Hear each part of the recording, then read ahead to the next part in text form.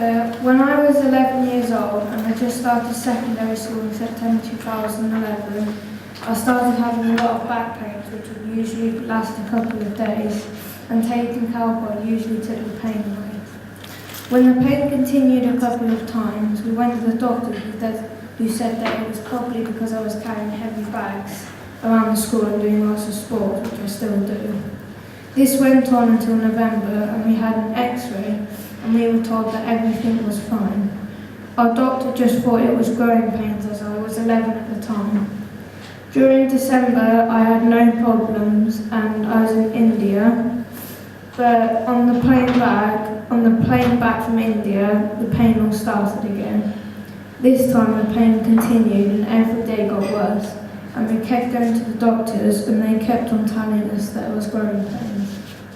After a week I was struggling to sleep as I couldn't lie on my back at all, but playing sports seemed to take the pain away, so I continued to play football and tennis and everything else. Now I was really hurting, and the doctors thought that there was something wrong with my kidneys and arranged for a blood test at the hospital for the following week. Some friends suggested we saw a physio, so we went to see a private physio. She examined my back and immediately said that there was something wrong with my spine and told us to go to the hospital straight away. And it was Friday the 13th. When we got to the hospital that day, an x-ray was done and they said that I should have an MRI scan, but the scanner doesn't work on weekends, so we would have to wait until Monday. And that weekend I was in a wheelchair because I couldn't stand on my legs. We had an MRI done on Monday afternoon, which is really hard for me because by now I couldn't lie on my back very much at all. The doctors told us that there was a lump in my spine and that would be sent to Birmingham Children's Hospital the next morning. And the lump on the spine is the white bit near the top. We were eventually sent to Birmingham late on Tuesday afternoon, and by now my legs were feeling numb. I tried to get to bed from my wheelchair, but my legs gave way and I fell on the floor. When the doctors saw that, they wanted me to have another MRI, but I couldn't lie on my back, so they had to give me an anaesthetic for the MRI, and they would take out the lump at the same time.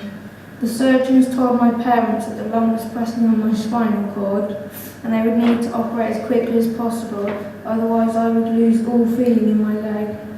When the doctors were talking to my parents, I was very sad. The operation was done on the 17th of January in the middle of the night, and I was in hospital for about 10 days. During that time on the ward, some staff were very good, and sometimes I told them my pain score was 9 out of 10, but it wasn't, but they were just patronising me. After that, we were then told that the lump was a tumour called Ewing sarcoma. The oncologist, Dr. Morland, explained that they don't know why children get this, and that it wasn't because something I had done. I said that my life is ruined and I was going to die. Dr. Morland, the oncologist, said that that was not the case, and while it wasn't good news, I wasn't going to die, and I would be back to my normal self after 9 months. He explained that the surgeons had removed 99% of the tumour, and to get rid of the remaining cancer cells, I would need 14 chemotherapy cycles and radiation, and once all of that is finished, that will be needed. This is a drawing which I drew at the time, and that's what I thought was going to happen to me. I had a central line put in, and the first chemo started on the 30th of January. We were on the teenage cancer unit in Birmingham, which was very nice, and I hoped that I'd be here the whole time I was in hospital. I started chemo the next day, and my friends came to visit me in hospital. One of the nurses, called Helen, went to my school and explained my treatment to the teachers at the school and the pupils. When I was having chemo, sometimes I was on the TCT ward and sometimes I was on the main ward. The TCT ward was a lot better. I was in hospital for 4 days at a time, and I would always go to school as soon as I was back from hospital. The drugs gave me tummy pains and I was sick many times.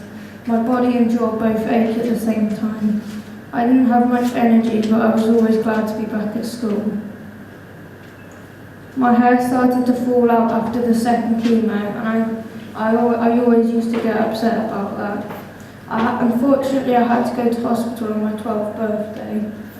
By now, my back wasn't hurting from the operation, so I started playing football once again. At the 5th chemo cycle in April, the doctor mentioned in passing that I could have proton therapy rather than radiation therapy. We were told that this treatment is not available in the UK, so it would be in America.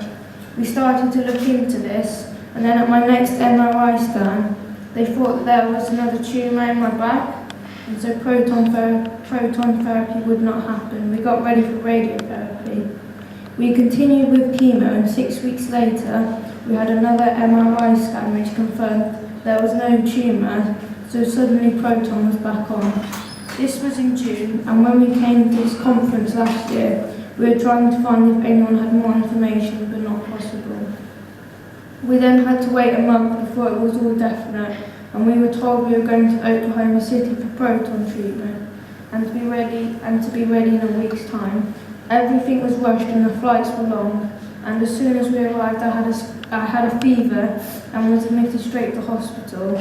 I was quite poorly for the next few days.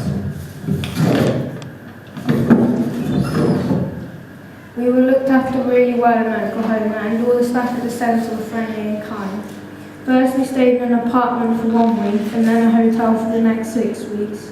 There were a lot of families from the UK and other countries. The hotel was very good and a swimming pool, but I could not swim because of my central line. At the Procure Proton Centre, I had a CT scan and I was given 4 tattoos so they could plan the treatment. I had treatment every day, Monday to Friday, and it took about half an hour. The rest of the time we could do whatever we wanted. The staff looked after all the families really well and had a dine around every week at different restaurants. We did sightseeing there and the Science Museum was good. I also had 2 chemo cycles at the Children's Hospital.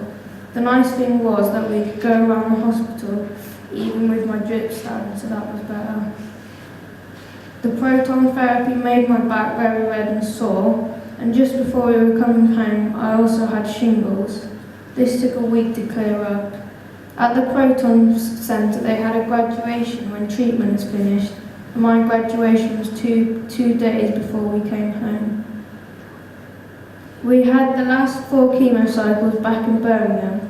The last cycle finished in December, and then we had a long wait before the central line came out in January.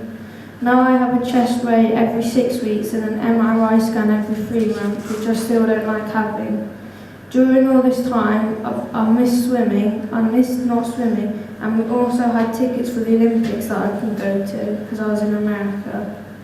And the new words I've learned are neutropenic, platelets, oncology, proton, radiation, vincristine, blood transfusion, doxorubicin, etoposide, Oklahoma, Hickman Central, Wiggly Line, hydration and ifosfamide.